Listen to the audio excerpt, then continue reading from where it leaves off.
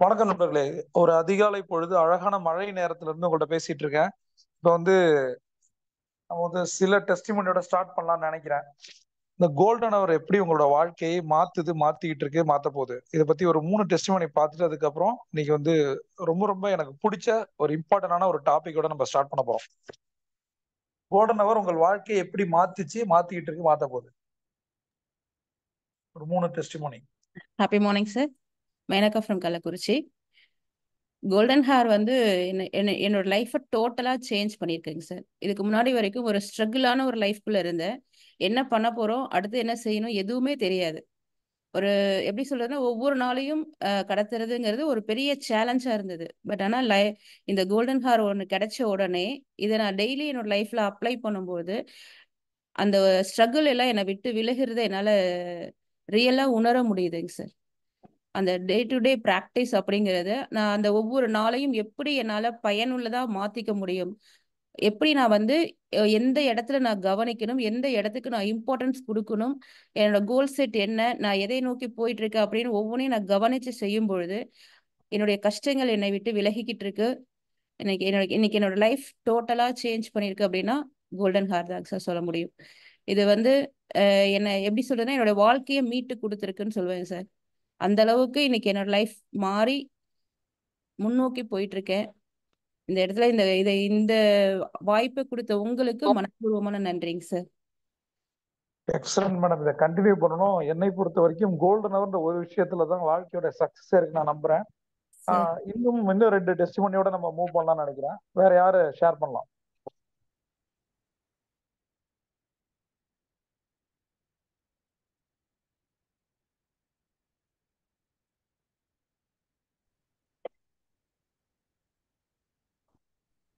சொல்லுங்க சார். 2 பேரு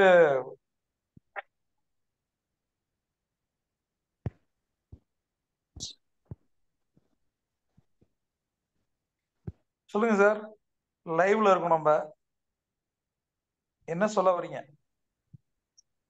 சார்? வணக்கம். வணக்கம் சார். உங்களை பத்தி உங்களை அறிமுகப்படுத்திட்டு சொல்லுங்க சார். கோல்டன் அவர் உங்க வாழ்க்கை எப்படி மாத்திக்கிட்டு இருக்கு, மாத்த போகுது? சார், சக்திவேல் காஞ்சிபுரத்துலேருந்து. வணக்கம் சார். என்னுடைய நம்பிக்கை வந்து அதிகமாக இருக்குது சார். முன்ன விட இப்போ வந்து எழுந்துக்கிற டைமு, பிஸ்னஸில் அந்த அப்ரோச் அதெல்லாம் வந்து எனக்கு கொஞ்சம் இம்ப்ரூவ் ஆகிருக்கு சார் இந்த கோல்டன் அவரால். ஓகே சார், நன்றி. நன்றி. வேற யார் ஒரு ஃபைனல் டெஸ்டிமோனி, கோல்டன் அவர் உங்க வாழ்க்கை எப்படி மாத்துச்சு?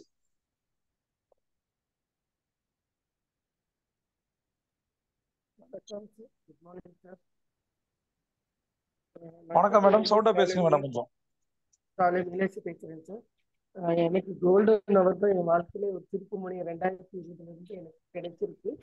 ஸோ எனக்கு பொருளாதாரத்துல இருந்து தான் எனக்கு இந்த அர்ஜா தான் எனக்கு வாழ்க்கையை வழி நடத்த போகுது. இனி வரக்கூடிய காலங்கள்ல எனக்கு அவ்வளோ கான்ஃபிடென்ட்டா எந்த தடைகளையும் என்னால் உடச்சி எரிஞ்சு வெளியே வரக்கூடிய பவர் இந்த கோல்டன் அவர் தான் எனக்கு கை கொடுத்துருக்கு.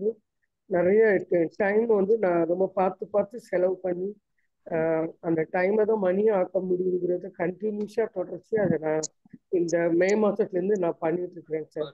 Thank you so much sir. Okay then எல்லாமே மியூட் போடலாம். இம்பார்ட்டன்டான ஒரு விஷயத்த நம்ம ஷேர் பண்ணலாம்னு நினைக்கிறேன். ஓகே. நம்ம நிறைய வந்து ஒரு சவால்களை சந்திக்கிறோம். வாழ்க்கை ஃபுல்லா சவாலா இருக்கு. நிறைய பேருக்கு அதுல இருந்து எப்படி வர்றதுன்னே தெரியல. ரைட். இது மாதிரி யாரெல்லாம் சவால்ல இருக்காங்களோ, சேலஞ்சஸ்ல இருக்காங்களோ, அவங்க எப்படி அதுல இருந்து மீட்டெடுத்து வர்றது அப்படின்னு நான் ஏற்கனவே நேத்து ஜூம்ல நான் கேட்டிருந்தேன். உங்கள் வாழ்க்கையில் வெற்றி பெறுவதற்கு என்ன தேவை அப்படின்னும் போது நிறைய விஷயங்களை ஒவ்வொருத்தங்க சொல்றாங்க. பட் நான் நம்புறது என்ன அப்படின்னா, எல்லாமே நமக்கு தெரிஞ்சிருக்கு, படிச்சிருக்கோம், ஒர்க் பண்ணியிருக்கோம், அனுபவம் இருக்கு, அறிவு இருக்கு. இருந்தாலும் ஏன் நம்ம வந்து ஜெயிக்கிறது இல்லை அப்படின்னும் போது அதுக்கு ஏதாவது ஒரு காரணம் இருக்கு. அது வந்து ஒரு பெரிய ஒரு மிஸ்ஸிங் இருக்கு. ஒரு மென்டாரிங்கோ ஒரு மென்டாரோ கோச்சோ குருவோ இருந்திருந்தா அந்த இடத்துல எந்த ஒரு சுயநலமும் இல்லாம எப்படி ஜெயிச்சு வரணும் அப்படின்னு சொல்லி கொடுக்க ஒருத்தர் இருந்திருந்தா, ஒருத்தர் ஜெயிச்ச ஒருத்தர் நம்ம கூட இருந்திருந்தா, அவர் நமக்கு சொல்லி கொடுத்திருந்தா நமக்கு நம்ம ஜெயிச்சிருக்கலாம். ஒருவேளை நம்ம இந்த அளவுக்கு கஷ்டத்துல மாட்டிருக்க மாட்டோம். இந்த பிசினஸ் டிசிஷன் இப்படி எடுத்தோம், ஃபெயிலியர் ஆனோம். இந்த இன்வெஸ்ட்மெண்ட் டிசிஷன் எடுத்தோம், ஃபெயிலியர் ஆனோம். இந்த ரிலேஷன்ஷிப் குள்ள போனோம், ஃபெயிலியர் ஆனோம். இதெல்லாம் இல்லாம போயிருந்திருக்கும். பட் என் குருவை சந்தித்த பிறகு நான் வந்து தொடர்ச்சியா நிறைய பயணங்கள் மேற்கொள்ள ஆரம்பிச்சேன். அது ரொம்ப டஃபஸ்ட் டைம். அது காசு இல்லாத நேரங்கள். அப்போ வந்து இந்த சித்தர்களை பத்தி நிறைய தெரிஞ்சு மேடம் எனக்கு சொன்னது அப்படின்னா, ஒரு ஒரு மெடிடேஷன் கிளாஸ் அனுப்பிச்சாங்க. அது வந்து ஒரு பெரிய லைஃப் சேஞ்சிங்கா இருந்தது. யூனிவர்ஸ்னா என்ன, யூனிவர்ஸ் வந்து என்ன ஒரு தாக்கத்தை கொடுக்குது, உண்மையான ஒரு ஒரு மெடிடேஷன் என்ன. ஏன்னா நிறைய பிராண்டட் மெடிடேஷன் போயிருக்கேன். நமக்கு நம்ம உண்மையாலுமே இந்தியாவிலேயோ தமிழ்நாட்டிலேயோ பிறந்ததுக்கு நம்ம வந்து பெருமைப்பட்டுக்கணும். ஏன் நம்ம ஒரு நம்ம ஒரு பீகார்ல பிறக்கல அல்லது வந்து ஒரு தான்சானியால பிறக்கல அப்படின்னு யோசிச்சு பாருங்க. பிரபஞ்சம் உங்களை ஒரு சரியான இடத்துல வச்சிருக்கு. கிடைச்ச ஆப்பர்ச்சுனிட்டியை நம்ம பயன்படுத்திட்டு இருக்கோமா அப்படின்னு இருக்கு. இங்க வந்து யோகாவும் மெடிடேஷனும் நிறைய சொல்லி கொடுக்கப்பட்டிருக்கு. நம்ம அதை கத்துக்க ட்ரை பண்றோம். ஒண்ணு கத்துக்காம இருந்திருக்கோம், ஒண்ணு கத்துக்கிட்டோம், மூணாவது அதை இம்ப்ளிமெண்ட் பண்ணல. ஒண்ணு கத்துக்கவே இல்ல, கத்துக்கிட்டோம் ஆனா இம்ப்ளிமெண்ட் பண்ணல. எதை ஒண்ணு நம்ம கத்துக்கிட்ட பிறகு தொடர்ச்சியா நம்ம நடைமுறைப்படுத்தும் போதுதான் அது ஒவ்வொரு நாளும் அதிகமாயிட்டே போகும். நம்ம கிவ் அப் பண்ணிட்டோம், நம்ம காலைல எந்திரிக்க முடியல, மழை வந்துருச்சு, ஏதோ ஒரு காரணம். இப்ப பெரும்பாலும் பாத்தீங்கன்னா எல்லாமே மழையில தான் இருக்கும். பட் இந்த மாதிரி நேரங்கள்ல இந்த நேரமும் எந்திரிச்ச ஒரு டிரைவர் பஸ்ஸை ஓட்டிட்டு இருப்பாரு, ஒரு நர்ஸோ டாக்டரோ ஹாஸ்பிட்டல் போயிருப்பாங்க, அவங்க அது ஒரு சர்வீஸா பண்றாங்க. பட் நம்ம நம்ம ஒரு கம்ஃபர்ட் ஜோன்ல இருந்துகிட்டு எந்திரிக்க முடியாததுக்கு ஒரு காரணம் தேடுறோம். எந்திரிச்சா ஜெயிச்சிருவோம். அந்த அந்த சாத்தான் வந்து எந்திரிக்க விடாது. அப்படி எந்திரிச்சாலும் ப்ராப்பரா கோல்டன் அவரை பண்ண விடாது. இதுதான் லாஜிக். இப்போ ஃபர்ஸ்ட் மெடிடேஷன் என்னன்னு கத்துக்கும் போது எனக்கு புரிய வந்தது, இந்த மெடிடேஷன்றதை நான் ஒரு பிராண்டா போய் கத்துக்கிட்டேன். காசு கொடுத்தேன், அவர்கிட்ட போனேன், இவர்கிட்ட போனேன், மாறிக்கிட்டே இருந்தேன். ஆனா எதையுமே உருப்படியா எடுக்கல, தொடர்ச்சியா பண்ணல. அப்ப எனக்கு புரிய வந்துச்சு. அதுக்கப்புறம் வந்து சித்தர் வழிபாட்டுல நிறைய இடங்களுக்கு நான் போகும்போது நிறைய வந்து பாசிட்டிவான இது கிடைக்க ஆரம்பிச்சது. ஒரு மென்டாரு அவர் கைட் பண்ற மாதிரி சில இடங்கள் ஆட்டோமேட்டிக்கா என்னோட லைஃப் மாற ஆரம்பிச்சது. அப்ப வந்து என்னோட குரு எனக்கு சொல்லி கொடுத்த விஷயம் தான் இப்ப நம்ம ஷேர் பண்ண போற விஷயம். இதுக்கு பேர் வந்து ஸ்டோசிசம் அப்படின்றோம். ஸ்டோசிசம்ன்ற வார்த்தை உங்களுக்கு நிறைய பேருக்கு தெரியுதான்னு தெரியல, பட் பியூட்டிஃபுல் கான்செப்ட். இதை பத்தி நிறைய நான் சொல்லணும்னு நினைச்சேன். எதை நம்ம பயன்படுத்துறோமோ வாழ்க்கையில அதை தான் ஷேர் பண்றோம். சரியா? இது வந்து இப்படி இருந்தா அப்படி கிடையாது. என் வாழ்க்கையில நான் வந்து எப்படிலாம் பிசினஸ் பண்ணக்கூடாதோ அப்படி பண்ணேன். எனக்கு மனிதர்களை ஹேண்டில் பண்ண தெரியல, டைம் மேனேஜ்மெண்ட் தெரியல, மணி மேனேஜ்மெண்ட் தெரியல, பீப்புள் மேனேஜ்மெண்ட் தெரியல. இப்ப இது மூணும் தெரியாதால தெரியுது, ஆனா உணர்ந்து பண்ணல. எல்லாமே அசால்ட்டா இருந்தா நம்ம வாழ்க்கையில தோற்று போறதுக்கு மிக முக்கியமான காரணமே நம்ம வந்து ஒரு சீரியஸா போக்கஸா கமிட்டடா இல்லாததான். இதெல்லாம் சேர்ந்து வந்து ஒரு ஜீரோ ஆக்கிங் பிசினஸ்ல படிப்போ மேனேஜ்மெண்ட் டிகிரிஸோ இந்த எக்ஸ்பீரியன்ஸோ எதுவுமே இந்த ஜெயிக்க விடல. மிகப்பெரிய கடனோட இந்த மூழ்கடிச்சுது. அப்ப மீண்டு எழுந்து வரும்போது அப்ப இந்த யாராவது இதே மாதிரி சூழல்ல இருந்தாங்கன்னா உங்களுக்கு நான் ஒரே விஷயம் சொல்றேன். கடவுள் உங்களை வந்து ஜெயிக்க வைக்கிறதுக்காக தான் சேலஞ்சஸை கொடுக்குறாரு.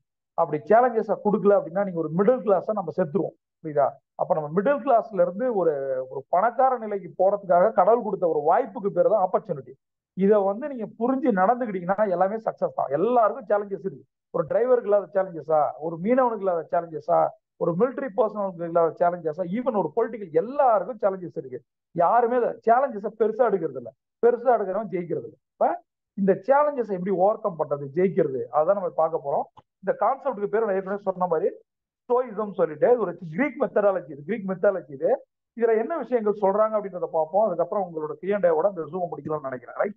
ஃபர்ஸ்ட் நம்மளுடைய வாழ்வியல் வந்து நேச்சரோட கலந்தது அப்படின்னு சொல்றாங்க. கிரீக் மெத்தாலஜி என்ன சொல்லுது அப்படின்னா, நாம இயற்கையோட கலந்தவங்க அப்படின்னு சொல்றாங்க.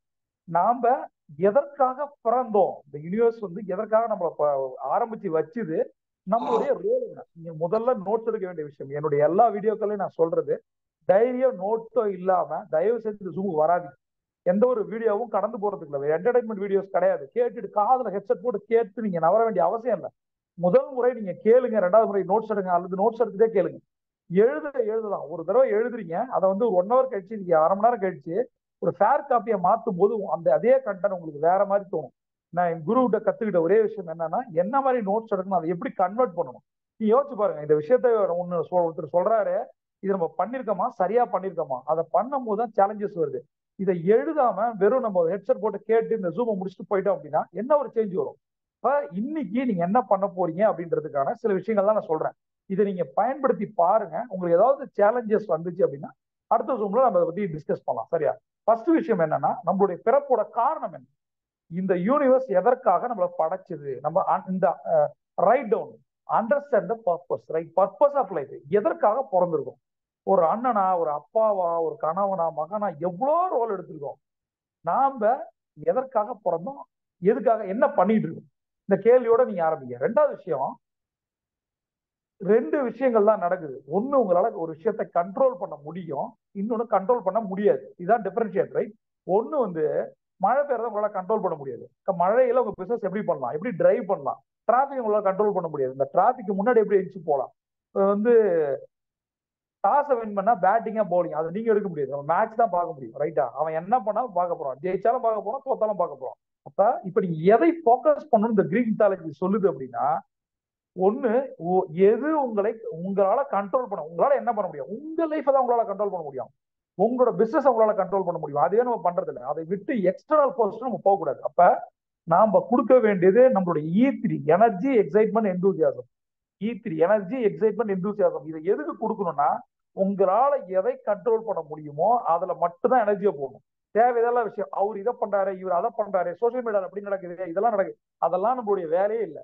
நமக்கு இருப்பது நம்மளுடைய குடும்பம். 2 குடும்பம், ஒன்னு பிசினஸ் குடும்பம், ஒன்னு பர்சனல் குடும்பம். இதுல நம்ம என்ன பண்ண போறோம், எதை போக்கஸ் பண்ண போறோம், எது தேவையோ அதை பண்ண போறோம், தேவையில்லாத விட்டுற போறோம். 3வது விஸ்டம். இந்த வார்த்தையை கிரேக்கர்கள் அதிகமா யூஸ் பண்றாங்க. அதாவது இந்த விஸ்டம்னா என்ன அப்படின்னா, விஸ்டம் என்பது நிறைய பேர் நினைச்சுக்கிறாங்க அறிவு. அறிவு வேற, விஸ்டம் ஞானம் வேற. இந்த இடத்துல என்ன சொல்றாங்க அப்படின்னா, எப்பயுமே அறிவை எதிர்பார்த்து செய்யுங்களா சொல்லுவேன். பிசினஸ்ல சக்சஸ் ஆகணும் அப்படின்னா, பிசினஸ்னா என்ன அப்படின்னா, பிசினஸ் என்பது சென்ஸ், பிசினஸ் என்பது சைக்காலஜி, பிசினஸ் என்பது மெச்சூரிட்டின்னு சொல்லுவேன். இது 3ம் கலந்து கட்டி செய்யும் போது ஒரு பிசினஸ் ஜெயிக்குது. பிசினஸ் என்பது சென்ஸ், அது ஒரு மெச்சூரிட்டி, அது ஒரு சைக்காலஜி. எப்பயுமே அந்த பிசினஸ்க்கு தேவையான விஷயங்களை கத்துக்கணும். எப்பயுமே மெச்சூர்டா இருக்கும். நம்ம வந்து எக்ஸைட் ஆகுறது, டைலூட் ஆகுறது, டைவர்ட். இப்ப ஒரு விஷயம் ஏன் ஒருத்தன் அப்படி பேசுறான், அவனோட ரியாக்ஷன் என்ன, இதை பார்க்க ஆரம்பிக்கணும். நம்ம குழந்தைகள் ஏன் அப்படி பண்றாங்க, நம்ம மனைவி ஏன் அப்படி பண்றா, நம்ம கணவன் ஏன் அப்படி பண்றான், அதை நம்ம யோசிக்கணும் மெச்சூர்டா. 3வது உளவியல் ரீதியா அணுகணும்.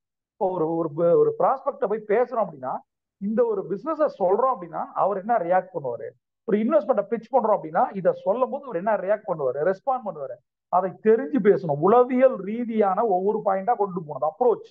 Success secret approach. அப்படி பண்ணும்போது இது 3ம் சேர்ந்து சென்ஸ், மெச்சூரிட்டி, 3வது சைக்காலஜி, இது 3ம் கலந்து ஒரு விஷயத்தை நீங்க பண்ணும் போது அது பிசினஸ் சக்சஸா மாறுது. சேம் லைக் என்ன சொல்றாங்க அப்படின்னா, success secret equal to seek knowledge. நாலேஜை தேடு, ஒரு விஷயத்துல நாலேஜ் தேடு. அந்த நாலேஜ் என்ன சொல்ற, இருக்கிறதே மோஸ்ட் பவர்ஃபுல் வேர்ட். அந்த நாலேஜ், ஒரு விஷயத்தை உங்கள் துறை சார்ந்த நாலேஜ் எல்லாமே எனக்கு தெரியும், அது மேட்டர் கிடையாது. எதுல நீங்க பர்டிகுலரா மாஸ்டர், சச்சின் டெண்டுல்கர் கிரிக்கெட்ல அந்த ஒரு பர்டிகுலர் ஷாட்ல மாஸ்டரா, எத்தனை ஷாட்ல மாஸ்டரா, இதுதான் பிசினஸ். ரைட்? உங்களுக்கு என்ன தெரியுது, உங்க பிசினஸ்க்கு என்ன தேவை, அதுல நீங்க ஒரு மாஸ்டர் பேட்ஸ்மேனா மாறுறீங்களா, மாஸ்டர் பிசினஸ் மேனா மாறுறீங்களா. யாரையோ கொண்டாடுறோம்ல, அவரோட மாஸ்டர் ஸ்ட்ரோக்னு சொல்றோம்ல, நம்முடைய மாஸ்டர் ஸ்ட்ரோக் இது. அப்ப இந்த பிரசன்டேஷன் என்ன மாதிரி கொடுக்க முடியாது, என்ன மாதிரி பேச முடியாது. இது மாதிரி உங்களுக்கு என்ன டேலண்ட் இருக்கோ மாஸ்டர் பிளாஸ்டா நீங்கள் மாறப்போது எப்போது, அதுக்கு நம்ம என்ன பண்ணணும். கிரேக்கர்கள் எப்பயுமே சொல்றாங்க, சீக் நாலேஜ். நாலேஜை தேடு, எந்த ஒரு விஷயத்துலயும் நாலேஜை தேடு. 2வது, இதுதான் ரொம்ப ரொம்ப முக்கியமான விஷயம், புரிஞ்சுக்க ட்ரை பண்ணும். இது ரொம்ப ரொம்ப முக்கியமான விஷயம். நாலேஜ் இருக்கும், நிறைய பேர் புரிஞ்சுக்கவே மாட்டான், அவன் தான்ட்டு போயிட்டே இருப்பான். முன்னாடி இருக்கவன புரிஞ்சுக்க நினைங்க. இது ரொம்ப ரொம்ப முக்கியமான விஷயம். ஒரு விஷயம் நடக்குது, ஒரு செயல் நடக்குது, ஒரு கணப்பொழுது ஒருத்தனை கடந்து போறோம், ஒருத்தங்க வந்து நம்மள இரிட்டேட் பண்றாங்க. ஒரு கார்ல போயிட்டு இருக்கோம், திடீர்னு வந்து ஒரு ஆட்டோ வந்து இடிச்சுட்டு ஒரு கோடு போட்டு போகுது. இந்த இடத்துல நம்ம என்ன பண்ண போறோம், அந்த இடத்துல என்ன அந்த சூழலுடைய புரிதல் தன்மை எவ்வளவு இருக்கு. ஒரு வருத்தத்துக்குரிய விஷயத்தை நான் பதிவு பண்ணணும்னு நினைக்கிறேன். மதுரையில இருந்து திருநெல்வேலி ஒரு ஃபேமஸ் டாக்டர் வந்து கார்ல போயிட்டு இருக்காரு. ஒரு ப்ளூ பஸ் ஒன்று போகுது, கவர்மெண்டோட பஸ் போகுது. அங்க அணைக்கிற மாதிரி போனோன்னே ஒரு டென்ஷன் ஆயிட்டாரு. அவர் நார்மலா போயிட்டு இருந்த ஒரு லீவுக்காக 2 நாள் முடிச்சு அவர் திரும்ப வந்துட்டு இருந்தவர் அந்த பஸ்ஸை ஓவர்டேக் பண்றாரு. எமோஷன் ஆயிட்டாரு. அந்த இடத்துல ட்ரிகர் பண்ணப்பட்டிருக்கு பாருங்க. அந்த பஸ் டிரைவர் அணைச்சிட்டாரு, ஏதோ ஒன்று நடந்துருச்சு. அதுக்காக அவர் என்ன பண்றாரு, அவ்வளவு ஃபாஸ்டா அந்த பஸ்ஸை ஓவர்டேக் பண்றாரு ஜெயிக்கிறதுக்காக. யோசிச்சு பாருங்களேன், நம்ம ஜெயிக்க வேண்டிய விஷயங்கள் நிறைய இருக்கு. ரோட்ல போய் ஒரு காரையோ பஸ்ஸையோ ஜெயிக்கிறதுக்கு பிறந்திருக்கோம், அப்புறம் என்னதுக்கு ஒரு ப்ரொஃபஷனலா படிச்சிருக்கோம். பட் அந்த நேரத்துல அந்த கணப்பொழுது அவர் எக்ஸைட் ஆனதால, ட்ரிகர் ஆனதால அவருடைய கார் வந்து அந்த பஸ் முந்த போய் அந்த மீடியனை கிராஸ் பண்ணிச்சு. நடுவுல வந்து ஒரு இது இருக்கு, அதை தாண்டி போயிடுச்சு. அதனால போயிடுச்சு. அவ்வளவு கண்ட்ரோல் பண்ண முடியாம போயிடுச்சு. Spot out. வாழ்க்கையில எதுக்கு நான் சொல்ல தெரியுமா, ஒரு பஸ் டிரைவர், ஒரு பஸ் ஏதோ ஒரு கோடு, எதுவோ அவன் கோடே போட்டான், ஏதோ ஒண்ணு பண்ணிட்டான், கார் போச்சு. அந்த இடத்துல எக்ஸைட் ஆகாம ட்ரிகர் ஆகாம இருந்திருந்தாருன்னா அவர் குடும்பத்துக்கு அவர் இருந்திருப்பார். அவருக்கு எவ்வளவு கனவுகள் இருந்திருக்கும், அவரால் எவ்வளவு பேர் பலன் பெற்றிருப்பாங்க டாக்டரா. ஒரு செகண்ட் அந்த எமோஷன் கில் பண்ணதா இல்லையா, அவங்க ஃபேமிலி இன்னைக்கு என்னவா இருக்கும் யோசிச்சு பாருங்க. சரி, இந்த மாதிரி நாம எக்ஸைட் ஆகிறோமா, கோவப்படுறோமா, இந்த இடத்துல சொல்ற புரிதல் தன்மை. மனிதர்களை படியுங்கள் சொல்றார் பாலகுமாரன். வாழ்க்கையில ஒரு 3 பேருடைய புத்தகங்கள் தலைக்கே புரட்டி போட்டிருக்கு. பாலகுமாரன் ஆகட்டும், ஓஷோ ஆகட்டும், ஜிட்டு கிருஷ்ணமூர்த்தி ஆகட்டும், இந்த 3 பேருடைய புத்தகங்களுக்கு உள்ள போக போக போக மனிதர்களை நம்ம படிக்க ஆரம்பிக்கிறோம். வெற்று நாலேஜ் எதுக்கு யூஸ் ஆகாது? Knowledge with understanding success. அதாவது வெறும் அந்த அறிவை எப்படி பயன்படுத்தணும், யாருகிட்ட உங்களுக்கு ஒரு கோபம் வருது அப்படின்னா உங்க மனைவிட்ட நீங்க காட்டுவீங்க, உங்க குழந்தைகிட்ட காட்டுவீங்க. அதே கோபத்தை தப்பு பண்ணியோ தப்பு பண்ணாமையோ உங்களோட பாஸ்ட காட்ட முடியுமா? ஒரு பொலிட்டீஷியன்ட்ட காட்ட முடியுமா? உங்களால ஒரு பவர்ஃபுல்லான ஒரு பர்சன்ட்ட காட்ட முடியுமா? அந்த நீங்க சரியா பண்ணிருந்து கூட உங்களால ஏன் காட்ட முடியல? உங்களோட கோவத்தை தப்பே பண்ணாத ஒரு மனைவியிட்ட காட்டும் போது, குழந்தைகிட்ட காட்டும் போது, உங்க அப்பா அம்மாட்ட காட்டும் போது, நியாயமா ஒரு தப்பு பண்ணாத இவங்ககிட்ட ஏன் காட்ட முடியல? இந்த இடத்துலதான் அண்டர்ஸ்டாண்டிங் வருது. நம்ம ஜெயிக்கிறதுக்கு நிறைய விஷயங்கள் இருக்கும். நண்பர் ஒருத்தர் சீட் பெல்ட்டை போடுங்க, கார் பார்க்க போகுதுன்னு சொல்லும் போது நான் சொன்னதுதான், ஐயா எனக்கு பிரைவேட் ஜெட் வாங்கின ஆசை இருக்கு, நீ இந்த டப்பா காரை வச்சுட்டுலாம் ஓட்டக்கூடாது அப்படின்னு சொல்லிட்டேன் நான். எதுக்குன்னா, நாம ஒரு கார் எவ்வளவு வேகம் போவோம், ஒரு 100ல போய் யாரையாவது இடிச்சுதோ அல்லது வேற யாரத்தோ நம்ம மேல இடிச்சானா நம்ம உயிரோட இருப்போமா? இந்தியன் ரோடு ஸ்டாண்டர்டுக்கு கார் ஸ்டாண்டர்ட் எவ்வளவு இருக்கு? ஒரு 50 லட்ச ரூபாய் கார் காப்பாத்துமா? இப்ப நீங்க சமீப காலங்களில் பாத்தீங்கன்னா ஒரு ஹோண்டா சிட்டியே 1.5 அடிக்கு வந்துச்சு. ஹோண்டா சிட்டி ஒரு டீசன்ட் கார்னு சொல்றோம், ஒரு 17-18 லட்ச ரூபாய் காரே வந்து 1.5 அடிக்கு போயிடுது. அப்ப வேகத்தை காட்ட வேண்டியது எங்க? வேகமா விவேகமா என்னத்தை காட்டணும்? நீ அவ்வளவு வேகமா வந்து ரோட்ல போய் சீக்கிரம் போய் நீங்க நரேன் கார்த்திகேயனா நம்ம? அப்போ உங்களுக்கு வேகம் வேணும்னா நீங்க வந்து ட்ராக்ல போயிட்டு ஒரு ரேசரை மாதிரி இருக்கணும், ரோட்ல போய் காட்டக்கூடாது. அந்த மாதிரி தேவையில்லாத விஷயங்கள் நம்ம பண்ணும் போதும் வாழ்க்கையில நம்ம ரொம்ப முக்கிய நண்பர்களே. நம்ம சமுதாயத்துக்கு ரொம்ப முக்கியம், நம்ம குடும்பத்துக்கு நம்ம முக்கியம். நாம ட்ரிகர் ஆயிடக்கூடாது. ட்ரிகர் ஆகாத பிசினஸ் பண்ணோம். அதாவது நீங்க யோசிச்சு பாருங்க, இந்த இடத்துல ரைட் டவுன் ஆங்கர் மேனேஜ்மெண்ட். எப்பயாவது கோவப்பட்டு எவ்வளவு உறவுகளை இழந்திருக்கும், பிசினஸ் இழந்திருக்கும். யோசிச்சு பாருங்க, நம்மளுடைய கோபம் கொண்டு வந்தது என்ன? ஒரு ஸ்பாயிலர். அது தெரிய மாட்டேங்குது நிறைய பேருக்கு. அது ஒரு சிங்க கர்ஜனை எல்லாம் கிடையாது. கோவப்படுறது அப்படின்றது நியாயமான விஷயங்களுக்கு ரவுத்தரப்படணும், கோவப்படக்கூடாது. எவன் ஒருத்தன் கோவத்தை, அதாவது எல்லா நாயும் குறைக்கும், அது பெரிய விஷயமே கிடையாது. யார் ஒருத்தங்க அமைதியா இருக்காங்க அதுதான் முக்கியம். அமைதியா இருக்கும் போதுதான் மனநிலை வந்து ஒரு டிசிஷன் எடுக்க முடியும். அதனால ஃபர்ஸ்ட் விஷயம், நாலேஜ் வித் அண்டர்ஸ்டாண்டிங் உங்களுக்கு ஒரு சக்சஸை கொடுக்கும். சரியா? இந்த எதுக்கு நான் சொல்றேன் அப்படின்னா, இன்னையில இருந்து நீங்க ஏதாவது விடணும்னா உங்கள் வாழ்க்கையில இந்த 3 விஷயங்களை விடணும் அப்படின்னா ரைட் டவுன் 1 2 3 பாயிண்ட் நம்பர் 1 2 3. இதெல்லாம் விட்டா வாழ்க்கை நல்லா இருக்கும். இதெல்லாம் பண்ணா நல்லா இருக்கும். எது பண்ணா நல்லா இருக்கும்? 3 பாயிண்ட். எது பண்ணக்கூடாதோ எது பண்ணக்கூடாதோ பண்ணிட்டே இருக்கிறதால தான் நமக்கு சக்சஸ் வரும். அதனால நம்ம என்ன பண்ண முடியும்? Knowledge with understanding. நம்ம ஒரு முடிவு எடுக்கணும் அப்படின்னா 2 விஷயங்களை சொல்றாங்க கிரேக்கர்கள். ஒண்ணு, இதுக்கு வந்து இது ஏன் பண்றோம், அந்த ஒய் ஃபேக்டர் நம்ம அப்ளை பண்ணணும். ஒய் ஏன் இந்த நிறுவனத்துல இன்வெஸ்ட் பண்ணணும்? ஒருவேளை இந்த நிறுவனம் மூடப்பட்டா நம்ம நிலைமை, நம்ம அந்த பணத்தை கடன் வாங்கி போடுறோமா, இல்ல ஏதாவது இம்பார்ட்டன்டான விஷயத்துக்கு வச்சிருக்க காசை போடுறோமா, நம்ம பேராசையால் உந்தி தள்ளப்பட்டு இன்வெஸ்ட் பண்றோமா? இந்த பிசினஸ் டிசிஷனை ஏன் எடுக்கிறோம்? ஏன் இந்த ஸ்டாஃபை ரெக்ரூட் பண்றோம்? ஏன் இந்த ஸ்டாஃபை ஃபயர் பண்றோம்? இந்த மாதிரி எந்த ஒரு விஷயத்துக்கும் ஒய் ஃபேக்டர்ஸ் அப்ளை பண்ணணும். ரெண்டாவது, ஒரு பிசினஸ் மேனா ஒரு பர்சனல் லைஃப்லயோ ஏதாவது ஒரு செயல் செய்யும் போது ஒரு லாஜிக் இருக்கு. ஏதோ தோணுச்சு பண்ணிட்டேன் அப்படின்ட்டு அது கிடையாது. லைஃப்ல தோணுச்சு, ஒரு பால அடிச்சேன், கேட்ச் ஆயிடுச்சு, மேட்ச் முடிஞ்சு. அப்ப கேட்ச் ஆகாத அளவுக்கு அடிக்கணும். எந்த பாலை எவ்வளவு வேகத்துல எந்த ஆங்கிள் அடிக்கணும், யார் இல்லாத இடத்துல எப்படி அடிக்கணும், அதை தாண்டி எப்படி அடிக்கணும். ஒரு ஃபிராக்ஷன் ஆஃப் செகண்ட்ல ஒரு பிளேயர் அங்க முடிவு போட்டார். நல்லா கவனிங்களேன், அந்த டிசிஷன் மேக்கிங். ஒரு பால் 150 கிலோமீட்டர்ல வருது, அந்த பேட்ஸ்மேன் டிசைட் பண்றான், அடுத்த செகண்ட் அந்த பால் போகுது. ஒன்னு கேட்சா மாறுது, போல்டா மாறுது, இல்ல சிக்ஸா மாறுது, போரா மாறுது. அந்த டிசிஷன் அவன் எடுக்கிறான் பாருங்க, அந்த ஒரு செகண்ட் டிசிஷன். அது மாதிரி உங்கள் வாழ்க்கையில நீங்க எடுத்த டிசிஷன்ஸ் என்னாச்சு? அப்ப டிசிஷன் வந்து ஒரு ரீசனபிளா இருக்கணும். ரெண்டாவது லாஜிக்கா இருக்கணும். எல்லாரும் மியூட் போடணும். ரீசனபிளா இருக்கணும், லாஜிக்கா இருக்கணும். ஒய் ஃபேக்டர் ஒய் இதை நான் ஏன் பண்ணும், இது இப்படி பிளான் பி. ஒருவேளை இது ரிவர்ஸ் ஆச்சுன்னா என் நிலைமை என்ன? இந்த ஷார்ட்டை நம்ம ட்ரை பண்றோம், ஒருவேளை அது அவுட் ஆச்சுன்னா என்னாச்சு? அதுக்கு ஏத்த மாதிரி யோசிச்சு பண்ணணும். அதாவது அங்க கிரவுண்ட்ல ஒரு செகண்ட் தான் இருக்கு, உங்களுக்கு நிறைய டைம் இருக்கு. யோசிச்சு எதா இருந்தாலும் லாஜிக்கலா போகணும். மூணாவது, ஒரு 3 விஷயங்களை வந்து டெவலப் பண்ணா வாழ்க்கை மாறும் அப்படின்னு சொல்லி கிரேக்கர்கள் சொல்றாங்க. ஒண்ணு வந்து கரேஜ். திரும்ப சொல்றேன், எது நடந்தாலும் சரி, நீ எந்த மாதிரி சூழலுக்கு ஜீரோல போனாலும் சரி, நிறைய ஜீரோ தான் ஹீரோ மாதிரி. Rags to riches story, untold stories லட்சம் இருக்கு. 565 குளோபல் கிளைண்ட்ஸ் இருக்காங்க. நான் கத்துக்கிட்ட விஷயங்கள் எவ்வளவு தெரியுமா? அதாவது எந்த நேரத்திலும் எதை வேணா இழங்க, தன்னம்பிக்கை, தைரியம், துணிச்சல இழந்துடவே, தைரியத்தை இழந்துடவே.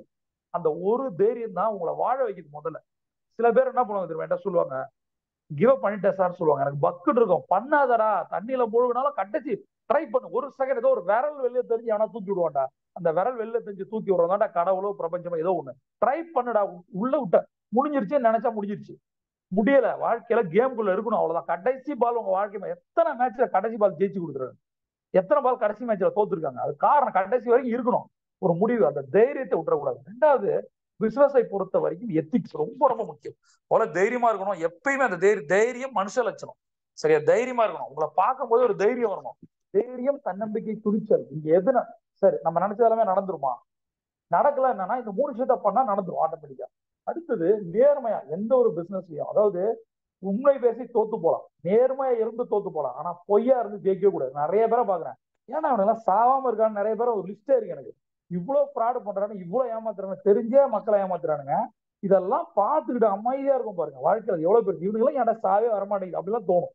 பட் நான் சொல்றேன் பாருங்க, ஒருத்தர் வந்து நேத்து ஒரு வீடியோ பார்க்கும்போது சொன்னேன், ஒரு 5000 கோடி ஒருத்தர் ஏமாத்தி சம்பாரிச்சிட்டாரு, அவரோட பையன் வந்து மனநிலை பாதிக்கப்பட்டு ஒரு கட்டி வச்சிருக்காங்க அப்படின்னு. அந்த 5000 கோடியோட வேல்யூ என்ன?